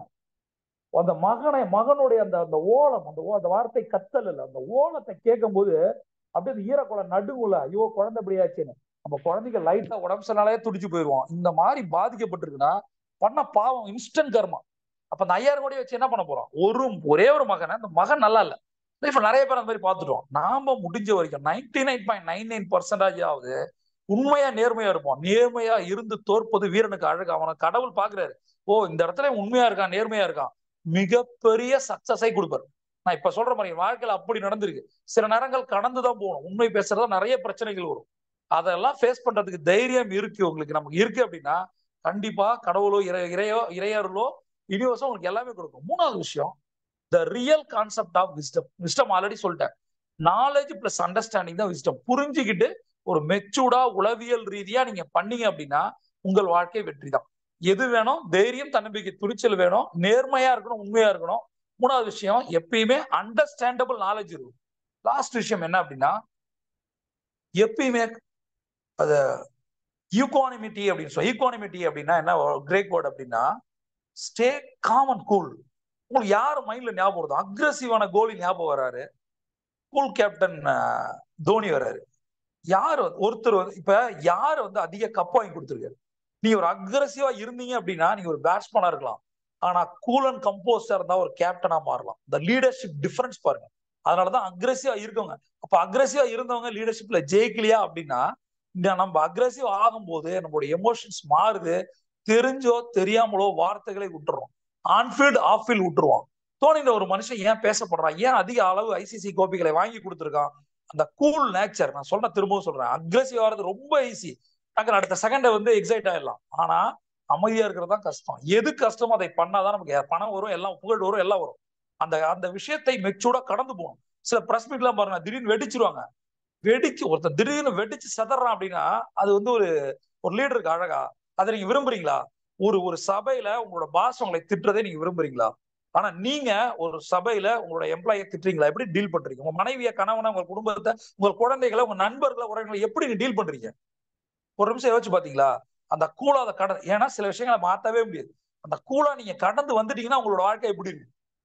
அதனால முதல் விஷயம் நம்ம கத்துக்க வேண்டியதுன்னா, stay calm and cool, composed nature. அதாவது சக்சஸ் வரணும் அப்படின்னா ஒரு ஃபார்முலா சொல்லுவாங்க, எஸ்கேப் 6 month கான்செப்ட்னு ஒரு இருக்கு, எஸ்கேப் 180 days கான்செப்ட், என் குரு சொன்னது. அதாவது நீங்க ஜெயிக்கணும், ஒருவேளை கடன்ல இருக்கீங்க, கமிட்மெண்ட்ல இருக்கீங்க, என்னன்னா வாழ்க்கை எப்படி போயிட்டே இருக்கு, பிசினஸ் வந்து கேஷ் ஃப்ளோ வர மாட்டேங்குது, டர்ன் ஓவர் நடக்க மாட்டேங்குது, கடனை வாங்கி இல்ல, கடனை வாங்கி கடன் கொடுக்குறோம், கடன் வாங்கினதுக்கு அந்த கொடுக்க வேண்டிய வட்டிக்காக கடன் வாங்குறோம். கடனுக்காக கடன் வாங்குறத கூட ஏத்துக்கலாம், ஆனா கடன் கொடுக்குற வட்டிக்காக கடன் வாங்குறத ஏத்துக்கவே முடியாது. அப்ப பிசினஸ் சரியில்லைன்னு அர்த்தம். அப்ப அந்த இடத்துல வந்து நிறைய நேரம் கடந்து போகும்போது நமக்கு என்ன தோணும் அப்படின்னா, வாழ்க்கை ஏன்டா அப்படி போகுது? இந்த இடத்துல சொல்றேன் பாருங்களேன், ஒரு 180 days பல்ல கடிச்சுக்கிட்டு எதை விட்டாலும் ஒரே ஒரு விஷயத்தை விடாம கோல்டன் அவருக்குள்ள போயிடும். கோல்டன் அவருக்குள்ள எல்லாமே இருக்கு. உங்களுக்கு வந்து ஒரு கிராட்டிடியூட் இருக்கு. உங்களுக்கு யாரை பிடிக்கலையோ, யார் உங்களுக்கு பிரச்சனை பண்றானோ அவன் பேர்ல ஒரு வாழ்க வளம் போட்டு விடுங்க, போட்டுக்கிட்டே இருங்க. அவன் நாள் மாறுவான், நம்ம மாறிடுவோம். டாலரன்ஸ். ரெண்டாவது விஷயம் வந்து அதுல இருக்கிற நன்றி உணர்வு இருக்கு, காட்சிப்படுத்துற டெக்னிக் இருக்கு, கோல் செட்டிங் இருக்கு. இன்னைக்கு காலைல என்ன பண்ணணும், எதுக்கு முக்கியத்துவம் கொடுக்கணும், எண்ட் ஆஃப் த டே எது பண்ணிருக்கணும், எது பண்ணக்கூடாது, ஒரு complete analytical success strategy golden அவர். தெரியல அப்படின்னா கீழே இருக்க லிங்கை கிளிக் பண்ணி இது இங்க ப்ராப்பர் ஸ்டெப். நான் சொல்ல பாருங்க, சக்சஸ் வானத்துல இருந்து வந்துடாது. யாரும் உங்களுக்கு மேஜிக் போட்டு வரம் கொடுத்து உங்களை பில்கேட்ஸை மாத்த போறது, நாம தான் மாறிக்கணும். அதுக்கு டேக் டைம், ரைட்? அப்ப இந்த 10 கான்செப்ட் கோல்டன் அவர் கான்செப்டையும் ஸ்டெப் 1 2 3 4 வரிசையா டெய்லி பண்ணிட்டே வாங்க. ஒரு 21 நாள் பண்ணி பாருங்க இந்த 10 விஷயத்த. இப்படி எடுத்துங்க. எதெல்லாம் ஈஸி, கிராட்டிடியூட் சொல்றது ஈஸி. எங்க அப்பாவுக்கு நன்றி, அம்மாவுக்கு நன்றி, நண்பனுக்கு நன்றி, எல்லாம் குருவுக்கு நன்றி. இது ரொம்ப ரொம்ப ஈஸி. ஆனா கடைசி 5 பாயிண்ட் இருக்கு. மொத்தம் கோல்டன் ஹவர்ல 10 விஷயங்கள் இருக்கு. முதல் 5 வந்து தியரிட்டிக்கல், அது வந்து விஷுவலைஸ் பண்றது. கோல்ஸ், அந்த ரியல் சக்சஸ் எங்க ஸ்டார்ட் ஆகுது அப்படின்னா, நீங்க நன்றி உணர்வு சொல்றதாலேயோ, கோல் செட்டிங் எழுதுறதாலேயோ, காட்சிப்படுத்துதல் பண்றதாலேயோ கிடையாது. எப்ப நீங்க இலக்குகளை எழுதி அதுக்கு 2 டிஸ்டன்ட் ப்ரியாரிட்டி போட்டு மானிட்டர் ரிவ்யூவோட அந்த நாளை முடிக்கும் போதுதான் நீங்கள் உங்களுடைய இலக்குகளை நெருங்குகிறீர்கள். வாழ்க்கையில ஒரு பர்பஸ் இருக்கு. அந்த பர்பஸை நோக்கி நம்ம போறோம். நாம நிம்மதியா சந்தோஷமா இருக்கிறோம். ஆட்டோமேட்டிக்கா நம்ம ஃபேமிலி நிம்மதியா சந்தோஷமா மாறும். நம்ம பிசினஸ் தப்பா பண்றோம், கடன் வருது, நாமளும் கஷ்டப்படுறோம். அதை விட மிக முக்கியமான கஷ்டத்தை அப்பா அம்மாவுக்கு கொடுத்துடவே கூடாது. நம்ம பையன் கஷ்டப்படுறானே, நம்ம பொண்ணு கஷ்டப்படுதே நம்ம நினைச்சாங்கன்னா அதை விட ஒரு பெரிய கஷ்டம் இல்லை. யோசிச்சு பாருங்க, நீங்க பிறந்த போது எப்படி அவங்க கொண்டாடி இருப்பாங்க, உங்கள் குழந்தைய பிறக்கும்போது நீங்கள் எப்படி கொண்டாடி இருப்பீங்க. உங்கள் குழந்தையோ, மனைவியோ, கணவனோ, உங்க அப்பா அம்மாவோ, பையன் கஷ்டப்படுறானே, ஹஸ்பண்ட் கஷ்டப்படுறானே, ஒய்ஃப் கஷ்டம், இது நினைக்கும் போது இருக்க ஒரு பெரிய கஷ்டம் அதை விட கிடையாது. அப்ப என்னென்ன விஷயங்களை தப்பா பண்ணுவோம், பிசினஸ் ஏன் தப்பா போச்சு, என்ன நீங்க பண்ணியிருந்தாலும் அதுல இருந்து உங்களால மீண்டெடுத்து வர முடியும். நம்ம ஒண்ணு எவ்வளவு பேர் வந்துட்டாங்க, கடைசி பால்ல ஜெயிச்சிருக்கோம். அது மாதிரி இதுதான் உங்களோட டே 1 நினைச்சீங்க. கோல்டன்ல இருக்க 10 விஷயத்தை தொடர்ந்து 21 நாள் பண்ணி பாருங்க. 21 இன்ட்டு 10 போடு, 210 டாஸ்க் உங்களுக்கு இருக்கு. 21 நாள் 210 டாஸ்க். அந்த வரிசையா 1 2 3 டிக் பண்ணிட்டே வாங்க. நான் சொன்ன ஏற்கனவே நேற்று ஜூம்ல சொன்னேன், கூகுள் கீப் யூஸ் பண்ணுங்க, பொமோடோரோ டெக்னிக் யூஸ் பண்ணுங்க. இதை பண்றது மூலம் உங்கள் வாழ்க்கை மாறும்னு சொன்னேன். இந்த 210 டிக் நீங்க அடிச்சிட்டீங்க அப்படின்னா ஒரு 210 கோடி சம்பாதிப்பதற்கான விஷயத்தை நீங்க வாங்கிட்டீங்க. புரியுதா? அதனால ஃபர்ஸ்ட் விஷயம் என்ன அப்படின்னா, எதை இழந்தாலும் நீங்க வந்து கூல் அண்ட் கம்போஸ்டா இருக்கணும். அடுத்தது வந்து எந்த ஒரு எக்ஸ்டர்னல் ஈவெண்ட்டோ, எந்த ஒரு பிற மனிதன், சக மனிதன் உங்களை வந்து டிஸ்டர்ப் பண்ணிடவே, எக்ஸ்டர்னல் ஈவெண்ட்ஸ் வந்து உங்களுடைய இன்னர் பீஸ் வந்து ஆழ்மன அமைதியை டிஸ்டர்ப் பண்ணக்கூடாது. எவன் ஒருத்தன் இப்ப நிறைய இந்த ரிலேஷன்ஷிப் பிரேக்கப் வரும்போது என்ன நடக்கும் அப்படின்னா, ஒரு என்னோட பர்சனல் லைஃப் அப்படிதான் நடந்துச்சு. நான் ஒரு ஒரு ஒரு மனுஷியை ஃபோக்கஸ் பண்ணும்போது அவ எனக்கு பிடிக்காத செய்யும் போதோ அல்லது தெரியாத விஷயத்தை பண்ணும் போதோ நம்ம நிறைய ப்ரெஷர் போடும் போது ஆட்டோமேட்டிக்கா என்ன ஆவாங்க, அவங்க வந்து பொய் சொல்ல ஆரம்பிச்சிடும். அந்த பொய் தெரியும் போது இன்னும் வலி அதிகம், இன்னும் ப்ரெஷர் அதிகமாகும் போது ரிலேஷன்ஷிப் கஷ்டம். சில பேரோட சேர்ந்து பயணிப்பதை விட விட்டு பயணிப்பது நல்லது. அவங்களுக்கும் நல்லது, இவங்களுக்கும் நல்லது. இதை புரிஞ்சதுக்கு ஒரு மெச்சூரிட்டி வரும். அப்ப இப்ப என்ன ஆயிடுனா, ஐயோ என்ன பண்றாலோ, எங்க இருக்காளோ, இப்படி நான் யோசிக்க ஆரம்பிச்சா என் பிசினஸ் எப்படி பண்ண முடியும், என்னுடைய ஆபீஸ் நான் எப்படி வேலை செய்ய முடியும். எனக்கு மிகப்பெரிய கனவுகள் இருக்கு, நான் ஒர்க் பண்ணிட்டு இருக்கேன், நான் வந்து கம்பெனியோட கண்ட்ரி ஹெட்டா மாறணும்னு இருக்கேன். அந்த நேரத்துல ஐயோ போன் வந்து ஆன்லைன்ல இருக்காளே, போன் சுவிச் ஆஃப் பண்ணிட்டாலே, எங்க போயிட்டாலும், இதை யோசிச்சா நான் எப்படி வேலை செய்வேன். இந்த மாதிரியான வந்து இந்த டைவர்ஷன் தான் ஒரு மனுஷனை ஜெயிக்க மாட்டேங்குது. காரணம் என்ன, பீப்புளை சேஸ் பண்றோம், நம்ம இலக்குகளை சேஸ் பண்ணோம். ஆயிரம் பேர் வருவாங்க, நம்ம இலக்கை சேஸ் பண்றோம், 1,00,000 பேர் நம்மளை கொண்டாட வருவோம். ஆனா மனுஷனை துரத்த ஆரம்பிச்சோம் அப்படின்னா நமக்கு நம்ம வந்து அட்வைஸ் சொல்ல 100 பேர் வருவோம். புரிஞ்சுக்கணும் அந்த இடத்துல. அதனால உங்களை வந்து ஒருத்தர் இன்னர் பீஸ் டிஸ்டர்ப் ஆகுது, உங்களோட ஒரு பிசினஸ் பண்ணீங்க. நிறைய பேர் சொல்லுவாங்க ஷேர் மார்க்கெட் டிப்ஸை பத்தி என்கிட்ட பேசுவாங்க. நான் சொல்லுவேன், ஒரு பெரிய அளவு இன்வெஸ்ட் பண்ணீங்க ஒரு இன்ட்ராடே அப்படின்னா உங்க ஹார்ட் உங்களுக்கு முன்னாடி வந்து துடிக்கிறதா, ஒரு செகண்டுக்கு வந்து 75 இல்ல 750 துடிக்கிறத நீங்க பாருங்க. உலகத்திலேயே நான் சொல்றேன் பாருங்க, மோஸ்ட் ஸ்ட்ரெஸ்ஃபுல் பிசினஸ் அப்படின்னா ட்ரேடிங் தான், இன்ட்ராடே ட்ரேடிங். உங்களுடைய அப்படியே இறங்கும் போது அப்படியே ஹார்ட் வெடிக்கும், அப்படியே அதான் அவ்வளவு ஸ்ட்ரெஸ்ஃபுல்லா தான் சொல்றேன். மைண்ட் கேம் அது. அது நிறைய பேருக்கு தெரியாது, மணி கேம் நினைக்கிறாங்க. Mind game. உங்களால உங்க மைண்டை கண்ட்ரோல் பண்ண முடிஞ்சா மட்டும்தான் ட்ரேடிங்லேயே போகணும். அதுதான் டிப்ஸ். சேம் லைக் உங்களை எது டிஸ்டர்ப் பண்ணுதோ தயவு செய்து விட்டுருங்க, கிவ் பண்ணிடுங்க. உங்களை ஒருத்தன்ட்ட பிரச்சனை வந்துகிட்டே இருக்குன்னா அதை ரிப்பேர் பண்ணிட்டே இருக்காது, ரொம்ப கஷ்டம் அது, லீவ் இட், அவ்வளவுதான். அதே மாதிரி உங்க பிசினஸ், எனக்கு வந்து ரொம்ப ஒரு காலகட்டத்துல வந்து ஒரு பல வருடங்களுக்கு முன்பு ரொம்ப ப்ரெஷர் ஆயிட்டேன். அடுத்து நான் டாக்டரை பாக்குறேன், அவங்க எல்லாம் நம்ம ஹார்ட் நல்லாதான்டா இருக்குன்னு சொல்றான், ஆனா எனக்கு ஏன் ப்ரெஷரா இருக்கணும் போது ஒரு டாக்டர் எனக்கு சஜஸ்ட் பண்ணாரு, இமிடியேட்டா இந்த மெடிடேஷன் போங்கன்னு சொன்னாரு. எனக்கு என்னடா இது பயங்கர, அதாவது எனக்கு என்ன ஆகும்னா ஹார்ட் பீட் அதிகமாகும், அப்படியே மயக்க அடிக்கிற மாதிரி இருக்கும், வேர்த்து கொட்டும், ப்ரெஷர் ஆகிட்டே இருக்கும். ஏன்டா இப்படி நடக்குதுன்னு அப்ப அந்த மெடிடேஷன் போகும்போது அந்த குரு கூட அதை டிடெக்ட் பண்ணல. என் கூட வந்த சக ஒரு பொண்ணு, அவங்களும் ஒரு மெடிடேஷன் பிராக்டிஸ்னர் சொன்னாங்க, இதெல்லாம் எப்ப சார் நடக்குதுன்னு கேட்டாங்க. நான் எப்ப அதிகமா மார்க்கெட்ல இன்வெஸ்ட் பண்றனோ அப்ப ப்ரெஷர் எனக்கு அதிகமாகுது. அப்ப உங்களால எவ்வளவு தாங்க முடியுமோ அவ்வளவுதான் நீங்க பிசினஸ்ல இன்வெஸ்ட் பண்ணணும். நீங்க ஒரு கோடி ரூபாய் போடுறீங்க அப்படின்னா 1 கோடி போனா பரவாயில்ல போது உங்களுக்கு மைண்ட் வேற மாதிரி இருக்கும். கடனை வாங்கி 1 கோடி போட்டீங்க, மார்க்கெட் இறங்குது, ஒருவேளை அது ஸ்டாப் லாஸ் அடிக்குது, தாங்க முடியாதுன்னா நீ உங்களுக்கு ஏத்த பிசினஸ் ஷேர் மார்க்கெட் கிடையாது. அப்ப அந்த பொண்ணு சொன்னாங்க, ஓ என்னைக்கெல்லாம் உனக்கு வேர்த்து கொட்டி இருக்கு, மயக்கம் வந்திருக்கு அப்படின்னா என்னன்னைக்கெல்லாம் நீ நிறைய லாஸ் ஆயிருக்கும், அப்ப நீ பண்ண வேண்டியது என்ன தெரியுமா, அந்த பிசினஸ் விட்டு வெளில வா அப்படின்னு சொன்னாங்க. இது வந்து என்னோட பர்சனல் லைஃப் நான் சொல்றேன், உங்களுக்கு சொல்லல. உங்களால எதையுமே ஹேண்டில் பண்ண முடியும்னா தயவு செய்து பண்ணுங்க. உங்களை ஒருத்தர் டிஸ்டர்ப் பண்ணிட்டு இருக்கான், ஒரு பிசினஸ் டிஸ்டர்ப் பண்ணுதுன்னா தயவு செய்து ஒரு ஃபுல் ஸ்டாப் வைங்க. ஏன்னா போராடிக்கிட்டே இருக்க முடியாது. போராட்டம், அதிக போராட்டம். ஒரு நாள் நின்றுச்சுன்னா என்ன பண்ணுறது? ஒரு நாள் நின்று போயிருச்சுன்னா இந்த ஹார்ட் நிறைய பேர் 30 வயசு 35 வயசுல வந்து செத்து போறாங்க, ஹார்ட் அட்டாக் வருது. அந்த மைண்ட் மேனேஜ்மெண்ட் ப்ராப்ளம் நிறைய இருக்கு. உங்களை அதான் சொல்றேன், இந்த விஷயம் என்னன்னா, உங்க இன்னர் பீஸை எது டிஸ்டர்ப் பண்ணுதோ தயவு செய்து விட்டுருங்க, ரிலாக்ஸ் ஆயிடுவீங்க. இந்த பிசினஸா வேணாம்னு முடிவு பண்ணுங்களேன், நாளையில இருந்து செமையா இருப்பீங்க. ஒரு 2 நாள் விட்டுறாடே பண்ணாம இருந்தீங்கன்னா, இல்ல பாஸ் நான் என்ன சொல்றேன் அப்படின்னா, எல்லாருக்கும் எந்த தொழிலை எப்படி பண்ணும் உங்களுக்கு தான் தெரியும். இது என்னோட பர்சனல் எக்ஸ்பீரியன்ஸ், அனுபவத்தை தான் ஷேர் பண்றேன். இது சரி இதை தப்பெல்லாம் சொல்ல, செமையா சம்பாதிக்கிறவங்க 1% ஜெராத ஓனரே அதான் சொல்றாரு. ஒரு ஒரு ஒரு 1000 பேர் வந்தா ஒருத்தன் தான் ஜெயிப்பான், 999 பேர் தோத்து போயிடுவான். அதுல நம்ம எதுல இருக்குன்னு பாருங்க. நம்மளோட புத்திசாலித்தனம் ஒரு பர்சன்டேஜ்ல இருக்கா, அடுத்த பர்சன்டேஜ்ல இருக்கா, இது தெரிஞ்சு நீங்க முடிவு பண்ணணும். ரிலேஷன்ஷிப்பும் இதுதான். அடுத்த விஷயம் என்னன்னா, எந்த ஒரு சேலஞ்சஸ் வந்தாலும் அதை விட ஒரு அட்டகாசமான ஆப்பர்ச்சுனிட்டி உலகத்தில் எதுவுமே இருக்க முடியாது. கடவுள் வந்து 2 விஷயத்தை உங்களுக்கு கொடுப்பதற்காக ஒரு சேலஞ்ச் கொடுக்குறாரு. என்ன தெரியுமா? உங்களை டெவலப் பண்ணணும்னு நினைக்கிறாரு, உங்களை வளர்ச்சி அடுத்த லெவலுக்கு கொண்டு போகணும். இந்த growth and செல்ஃப் டெவலப்மெண்ட், இந்த 2 விஷயங்களுக்காக கடவுள் உபயோகப்படுத்துற ஒரு அஸ்திரம் தான் சேலஞ்ச். உங்களுக்கு ஒரு சவால் வருதுன்னா அதுல இருந்து எப்படி மீண்டு வர போறீங்க? நான் வந்து ஒரு நிறுவனத்துல வேலை செய்யும் போது 1.5 லட்சம் சம்பாரிச்சேன். வேலையை ரிசைன் பண்ணிட்டு வந்துட்டு அடுத்த 3 மாசம் ரொம்ப டஃபா இருந்தது. பட் என்னோட இன்கம் 6 மாசத்துக்கு மேல 5 லட்சத்தை நோக்கி போச்சு. பட் அந்த இடத்துல நான் தாக்கு பிடிச்சேன். நிறைய பேர் சொன்னாங்க, என் பாசே சொன்னா நடுத்தருல நிக்க போறேன்னு சொன்னான். என்னுடைய ஃப்ரெண்ட்ஸ் எல்லாம் என்ன வேற மாதிரி பார்த்தாங்க. ஏய் தப்பண்ட மச்சான், வந்துரு மச்சான், அங்க ஆப்பர்ச்சுனிட்டி இருக்கு, அங்க இங்க இன்டர்வியூ இருக்கு எல்லாம் சொல்லிட்டு இருந்தாங்க. நான் ஒரு முடிவு பண்ணிட்டேன், இல்ல நான் வந்துட்டேன், அவ்வளவுதான் முடிஞ்சு. அடுத்த ஒரு 6 மாசம் கழிச்சு எனக்கு 5 லட்சம் 6 லட்சம் எல்லா செலவு போக வந்துச்சு. அப்பதான் எனக்கு புரிஞ்சுது, கடவுள் ஒரு 6 மாசம் எனக்கு ப்ரெஷர் போட்டான்.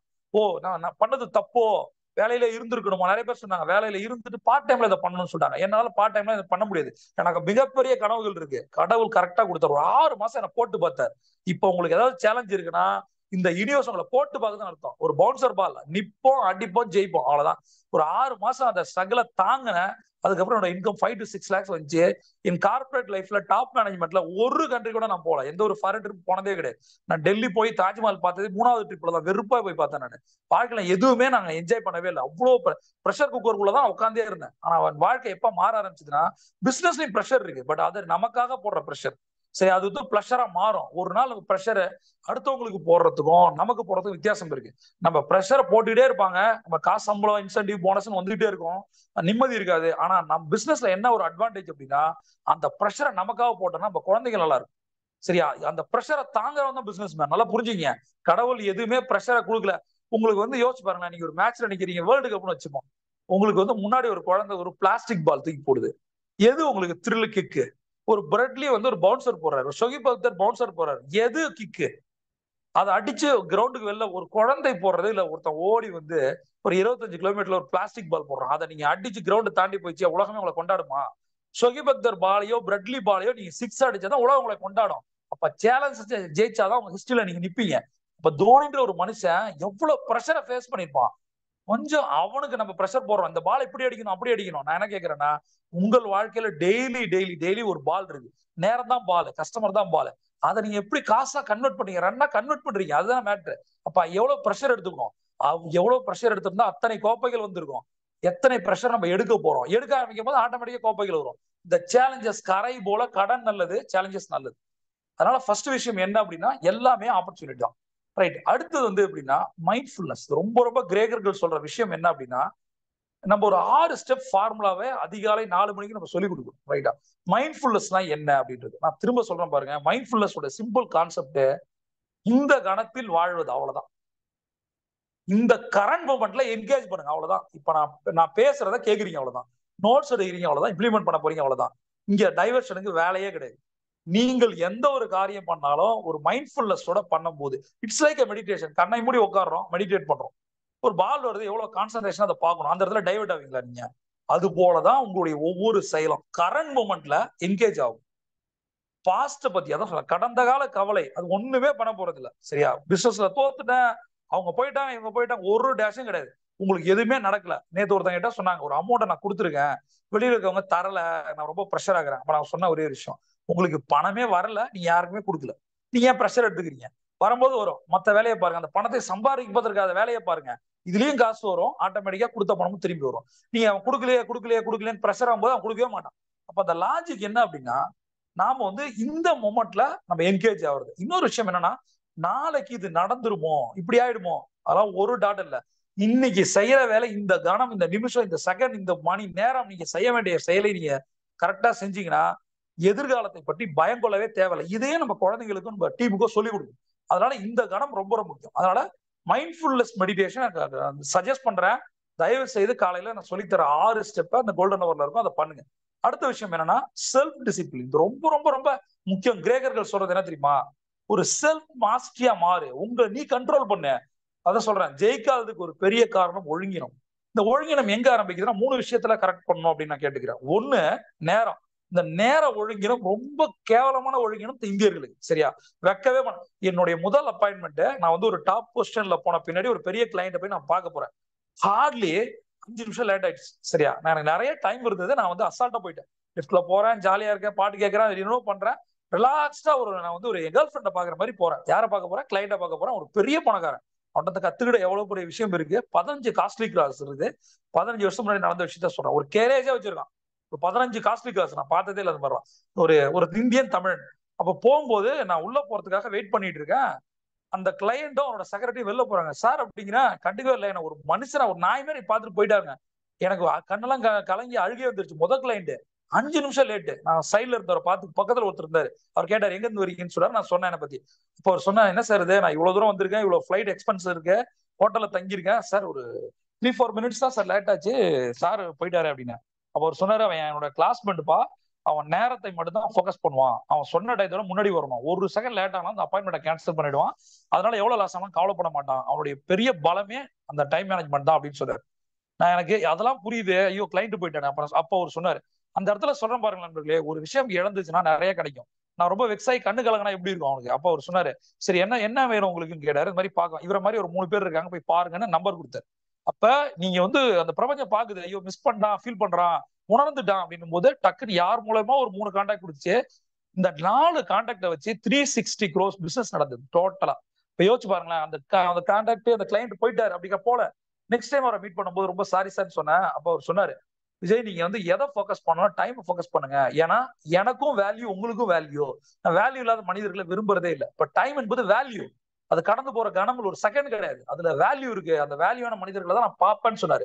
இப்ப நான் யோசிக்கிறேன், உங்களுடைய நேரம் எவ்வளவு வேல்யூவா இருக்கு?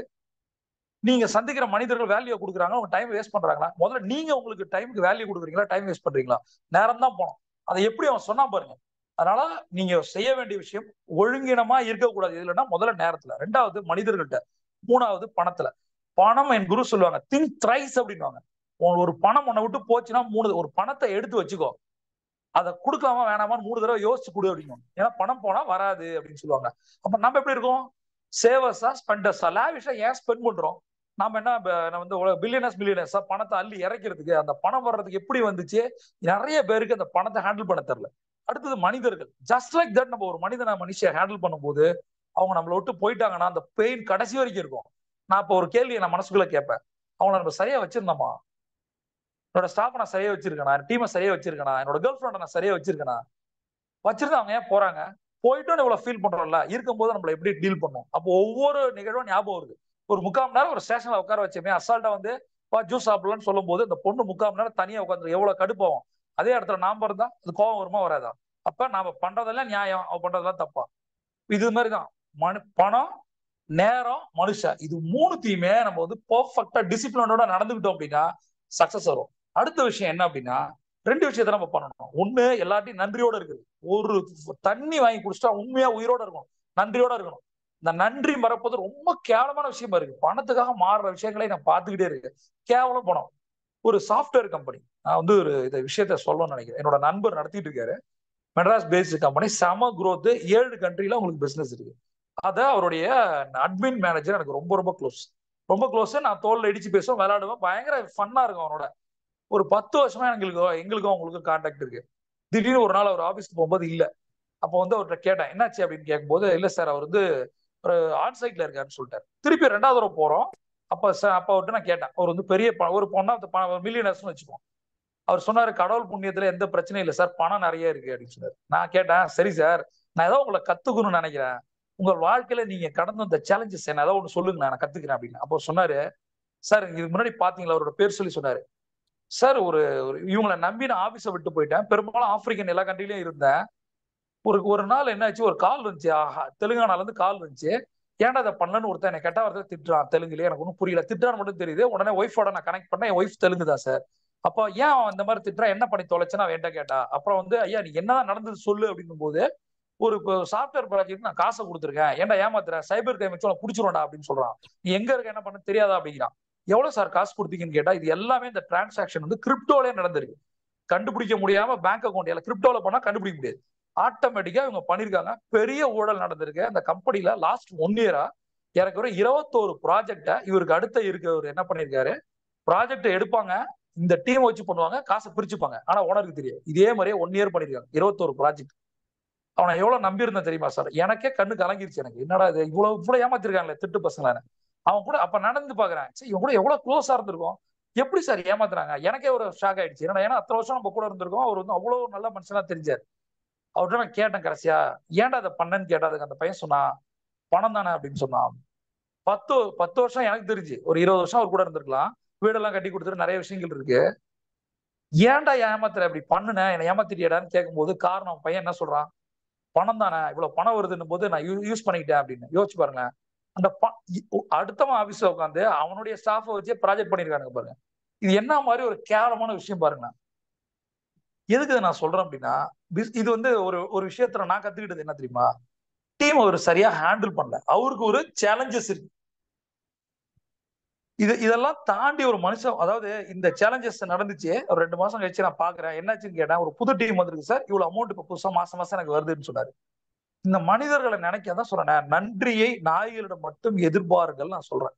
ஏன்டா அப்படி இருக்கீங்க, பணம் வந்து என்னடா பண்ண போகுது, அந்த அடுத்தவனோட பணத்தை வந்து எடுத்துட்டு போய் ஒய்ஃபுக்கு ஏதாவது வாங்கி தர போதோ, குழந்தைங்களுக்கு கொடுக்கும் போதோ உறுத்தாது. நிறைய கவர்மெண்ட் ஸ்டாஃப்லாம் நான் பார்ப்பேன். நான் ஒருத்தர் வந்து பெருசா ஒரு வீடு கட்டினாரு, அங்க போயிருந்தேன் நான். அப்புறம் சொன்னேன், அவர் தனியா கூப்பிட்டு, சூப்பர் பார்த்து சார், எப்படி இருந்துச்சு சார் அப்படின்னு கேட்டாரு. அவர் பந்தா இருந்துச்சு வீடு, செம பெரிய விஷயம். அவர்கிட்ட கடைசியா ஒன்று சொல்லிட்டு வந்தேன், ஒண்ணு பண்ணுங்களேன், இவ்வளவு சம்பாரிச்சிட்டீங்க, இவ்வளவு அச்சீவ் பண்ணீங்க, இவ்வளவு சொத்து இருக்கு, இங்க வந்து ஒண்ணு பண்ணலாமா அப்படின்னு கேட்டேன். சொல்லுங்க சார். யார்ட்டையுமே இது வாங்காதீங்க சார், லஞ்சம் வாங்காதீங்க சார் சொன்னேன். உடனே அவர் வந்து என்ன சார், அப்படியே ஒரு மாதிரி மூஞ்சில மாறி போச்சு அவருக்கு. இது ஒரு பழப்பான்னு தோணும், கேவலமா இருக்கும். அதை வாங்கி ஒரு வீடு கட்டுறது, ஒய்ஃபுக்கு ஒரு சாரி வாங்கி கொடுக்கறது, உங்க குழந்தைக்கு அசட் வாங்குறது, அந்த காசுல கல்யாணம் பண்றது, எவ்வளவு பெரிய பாவத்தை பண்ணிட்டு இருக்கோம். அடுத்தவன்ட காசுல சம்பளம்னு கொடுக்குறான், எக்ஸ்ட்ரா கேட்டு ஒரு ஆட்டோல என்ன கூட போட்டு கொடுன்னு சொல்றது, ஒரு வேலை பண்ணணும்னா இதை பண்ணி கொடுங்க சார், சார் கொஞ்சம் கவனிங்க அப்படின்னு சொல்றது. அவன் மூஞ்ச பார்க்கும்போது காரி துப்புணும் போல இருக்கும். கவனிங்கன்னு சொல்றியா, நீ எல்லாம் ஒரு மனுஷனடா, ஏதாவது ஒரு பொழப்படா, செய்ய வேண்டியதுக்கு தான் சம்பளம் கொடுக்குறான், அப்புறம் ஏடா கவனிங்கன்னு சொல்றது அப்படின்னு தோணும். பிரபஞ்சம் கவனிக்கிட்டான்னு தோணும். நிறைய பேர் இதே மாதிரிதான். நான் எதுக்கு சொல்றேன் நண்பர்களே, நாம பண்ற மேபி இந்த வாய்ஸ கேட்கிற யாரோ ஒருத்தர், ஆனா இந்த ஒரு டிசிஷன் எடுங்க. நான் வந்து சில நல்ல மனிதர்களை பார்த்திருக்கேன், டிபார்ட்மெண்ட்லயே பார்த்திருக்கேன். ஒரு பெரிய ஒரு அந்த துறை சார்ந்த அதிகாரி போய் பார்த்தேன், அவர்லாம் லஞ்சம் வாங்கலாம், அவ்வளவு ப்ரெஷரு. எனக்கு ஒரு 30 டீப்ரமோட் பண்ணிருக்காங்க, 30 டிரான்ஸ்பர் டீப்ரமோட் பண்ணிருக்காங்க. அவரு எவ்வளவு கஷ்டம் பாருங்க. மாத்தி மாத்தி மாத்தி போடும் போது அவர் இழக்காத ஒண்ணு தெரியுமா, நான் உண்மையா இருப்பேன். அவர் நினைச்சதால ஒரே ஒரு டிசிஷன் அவர் வந்து எவ்வளவு பெரிய ஆளா இருந்திருக்கலாம், ஆனா அவர் பண்ணல. அதான் சொல்றேன், அவரோட குடும்பம் நீங்க ரொம்ப நல்லா இருக்கு, பசங்களாம் வேற லெவல் செட்டில்டு. நான் சொன்ன மாதிரிதான், ஒரு பக்கம் பாருங்க ஒரு நேர்மையான அதிகாரி, அவரோட குடும்பம் சூப்பரா இருக்கு. இன்னொரு பக்கம் 5000 கோடி பையனை கட்டி பிடிச்சிருக்கு. அதனால ஃபர்ஸ்ட் விஷயம் நம்ம என்ன பண்ணணும் அப்படின்னா, நாம என்னென்னலாம் தப்பு பண்றோம் அதை சரி பண்ணணும்.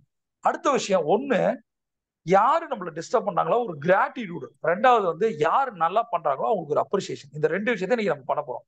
யார் எது பண்ணாலுமே நம்ம என்ன பண்ண போறோம், நன்றி உணர்வு. போப்போ நல்லாரு, அவளை ஏமாத்திரியா நல்லாரு, ஏதோ ஒன்று பண்ணிட்டியா போய் தொலைஞ்சிட்டியா நல்லாரு, நல்லாரு. வாழ்க வளமுடன். நமக்கு நல்லது செஞ்சவனுக்கு மட்டும் வாழ்க வளமுடன் இல்ல, எவன் நம்மளை ஏமாத்துறான், நம்ம கஷ்டப்படுத்துறான், அவனுக்கு ஒரு வாழ்க வளமுடன் போட்டு விட்டுருவோம், சரியா, ஃப்ரீயா. அடுத்த விஷயம் அப்ரிசியேஷன். இது ரொம்ப ரொம்ப ரொம்ப முக்கியமான விஷயம். மேனேஜ்மெண்ட்ல 2 முறையில வேலை வாங்கலாம். உன்னை வேலை விட்டு தூக்கிடுவேன், இதை செய்யல, இந்த டார்கெட்டை முடிக்கலாம் தூக்கிடுவேன். இன்னொன்னு, இதை பண்ணா உனக்கு இவ்வளவு காசு வரும். இந்த ரெண்டாவது எப்பயுமே ஒர்க் அவுட் ஆகும். இந்த லாஜிக் ரெண்டுமே எய்தரா. இப்ப என்ன சொல்லணும்னா, இப்ப நான் ஒரு மனசுல ஒரு கேள்வி உங்கள்கிட்ட எல்லாம் கேட்கிறேன். கடைசியா ஒரு 10 பேரை நீங்க எப்ப அப்ரிஷியேட் பண்ணீங்க? உங்கள் குழந்தையோ, மனைவியோ, கணவனையோ, ஈவன் உங்க அப்பா அம்மாவையோ, உங்க ஃப்ரெண்ட்ஸையோ, ரிலேட்டிவ்ஸையோ, நெய்பர்ஸையோ, கொலீக்ஸையோ எப்ப அப்ரிஷியேட் பண்ணீங்க? எப்ப பாராட்டினீங்க? மனசார சூப்பர் மச்சான், செம்ம தோசை, செம்மையா இருந்துச்சு, செம்ம டேஸ்டா இருந்துச்சு கிரேவி. என்னையே மனசார உங்க டீமை, உங்க ஃப்ரெண்ட்ஸ, இதுல ஒரு பியூட்டிஃபுல் விஷயம் இருக்கு, இது ரெண்டுத்தையும் மிக்ஸ் பண்றேன் நான் தெரியுமா. எப்பெல்லாம் நான் டிப்ரெஸ்ஸா இருக்கணும், ஸ்ட்ரெஸ்ஸா இருக்கணும், அப்ப என்னோட கிளாஸ்மேட் யாராவது ஒருத்தனுக்கு நான் கால் பண்ணுவேன். இந்த டெக்னிக் நான் யூஸ் பண்ண அந்த ஸ்ட்ரெஸ் போயிடும். போயிட்டு அவனோட உங்க ஃப்ரெண்ட்ஸ் எடுத்துக்கங்க, க்ளோஸ் ஃப்ரெண்ட்ஸ்க்கு அந்த வாடா போட ஃப்ரெண்ட்ஸ் கிடைக்க இருக்கிறது, அது லைவ்ல இருக்கிறது பெரிய சொர்க்கம். இப்ப கூட என்னோட ஃப்ரெண்ட்ஸ் எல்லாம் போய் பார்த்தேன். ஏன்னா வாடா போடான்னு கூப்பிட்டா எனக்கு ரொம்ப பிடிக்கும். அந்த மாதிரி யார் இருக்கா?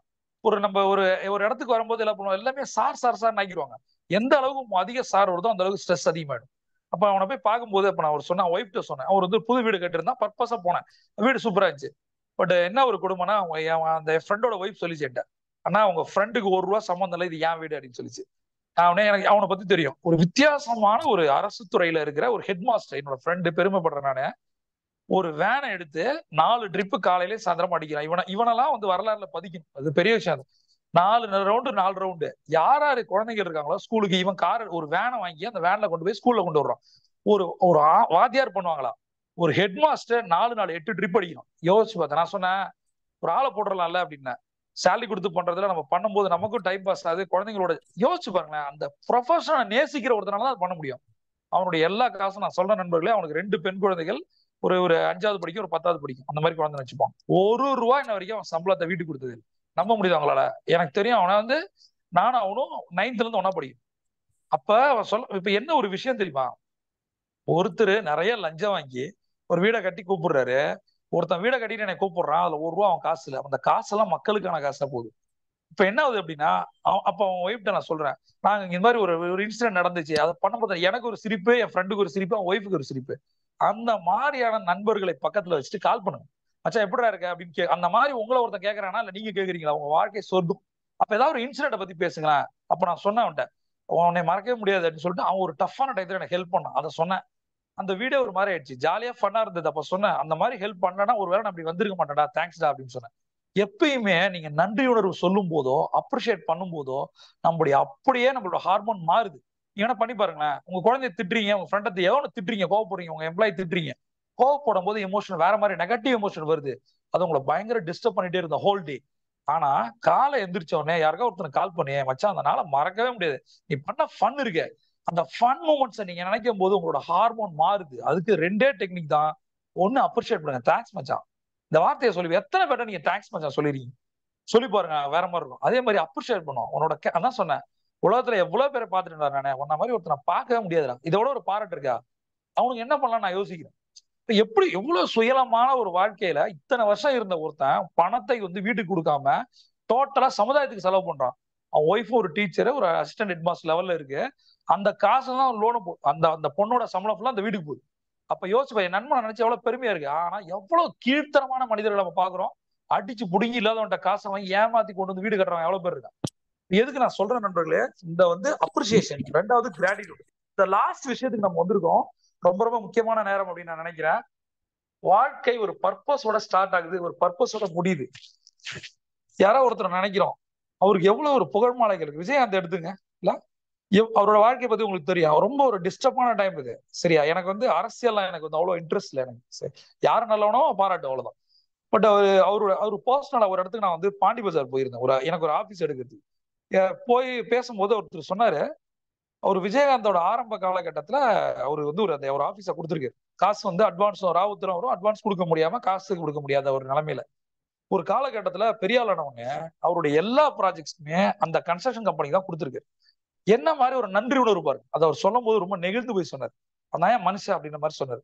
இப்ப எவ்வளவு பலன் அடைஞ்சிருப்பாரு. ஒருத்தங்களுக்கு நம்ம பண்ற ஹெல்ப், நல்லா கவனிங்க, ஒருத்தங்களுக்கு நாம பண்ற ஹெல்ப் கொஞ்சம் அட்ஜஸ்ட்மெண்ட், நாளைக்கு அவன் பெரிய ஆளாகி நமக்கு பெரிய பெனிஃபிட்டை கொடுத்தாலும் கொடுக்கலாம்.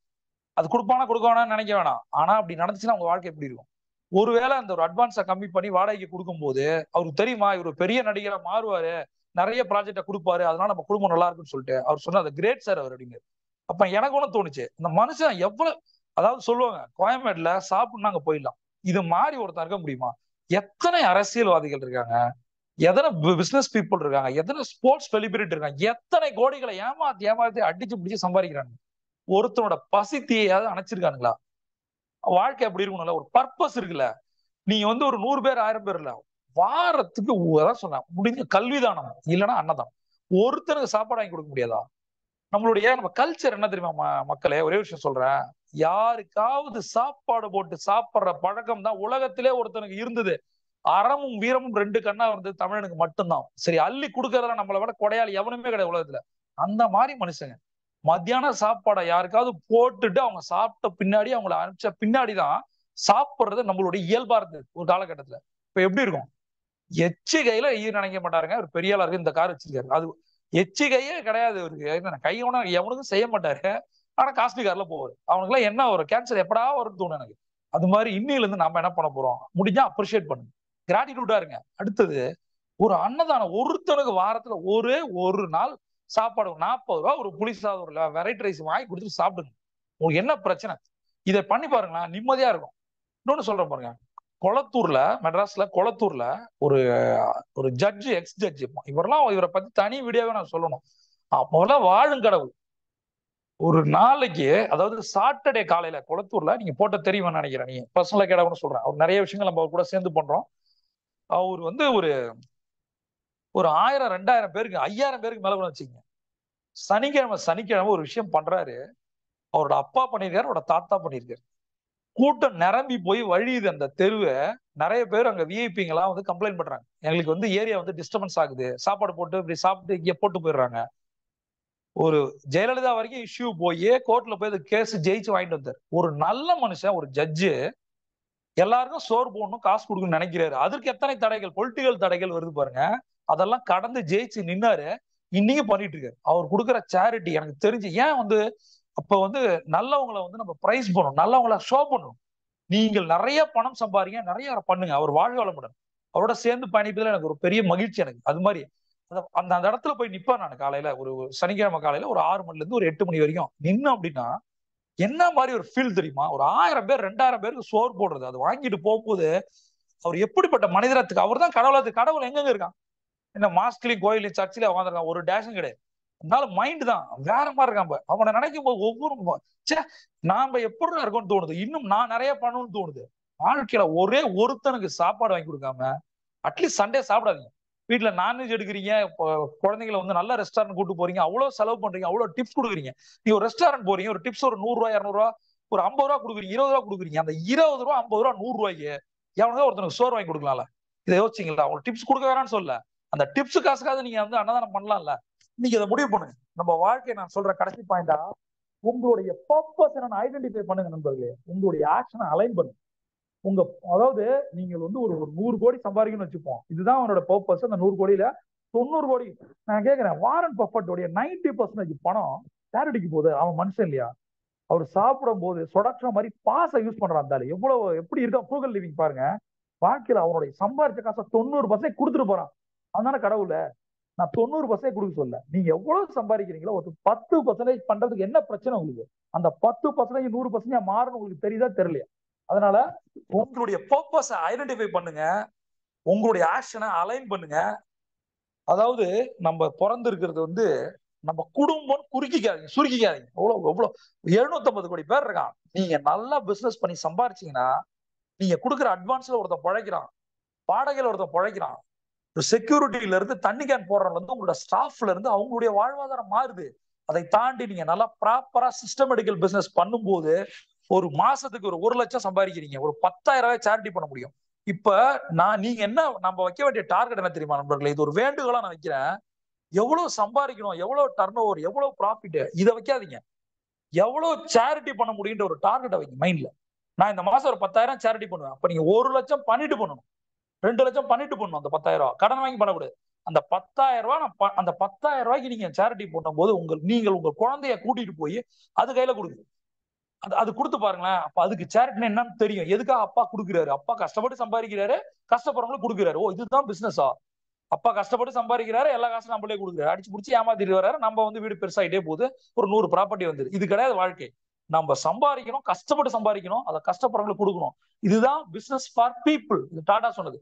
அது மாதிரி நான் இப்ப சொன்ன ஒவ்வொரு விஷயத்தையும் ஃபர்ஸ்ட் வாழ்க்கை நேச்சரோட இருக்கு. ஒவ்வொரு பாயிண்டா எடுத்து அதை இம்ப்ளிமெண்ட் பண்ணுங்க. ரெண்டாவது, எது உங்களால கண்ட்ரோல் பண்ண முடியுமோ அதான் பண்ண முடியும். விஸ்டம் என்பது நாலேஜ் வித் அண்டர்ஸ்டாண்டிங். அடுத்தது, உங்களோட வேல்யூஸை டெவலப் பண்ணுங்க. தைரியம், தன்னம்பிக்கை, துணிச்சல், நேர்மை மற்றும் அறிவு, இது எல்லாத்தோடய இருங்க. கூல் அண்ட் கம்போஸ்டா இருங்க, காமா இருங்க. எந்த ஒரு எக்ஸ்டர்னல் மனிதர்களோ நிகழ்வுகளோ உங்களை டிஸ்டர்ப் பண்ணக்கூடாது. அடுத்தது, சேலஞ்சஸ் எல்லாம் கடவுள் கொடுக்குற, பிரபஞ்சம் கொடுக்குற ஆப்பர்ச்சுனிட்டி, அதெல்லாம் உங்களுடைய வளர்ச்சிக்காக கொடுக்கிறது. அடுத்தது, மைண்ட்ஃபுல்னஸ் ட்ரைனிங், மைண்ட்ஃபுல்னஸ் மெடிடேஷன். அதாவது கரண்ட் மூமெண்ட்ல வாழுங்க. உங்களுடைய கடந்த காலமோ எதிர்காலமோ உங்களை டிஸ்டர்ப் பண்ணக்கூடாது. செல்ஃப் டிசிப்ளின் ரொம்ப ரொம்ப ரொம்ப முக்கியம். அதாவது கனவுகளோட வாழுங்க. அந்த கனவுகளை அச்சீவ் பண்ணணும்னா டிசிப்ளின் மட்டும் தான் கொடுக்குன்னு நம்புங்க.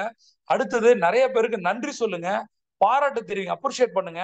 கடைசியா உங்களுடைய பர்பஸ்க்காக வாழுங்க. ஒவ்வொரு செயலும் அடுத்த டார்கெட்டை வந்து நீங்க வைக்க வேண்டியது சேரிட்டிக்காக வைங்க. நிறைய சம்பாதிக்கணும்னு பண டார்கெட்டை வைக்காதீங்க. பிரபஞ்சம் கொண்டு காத்திருக்கு. நீங்க ஒரு சாம்பியன். சியோண்டா.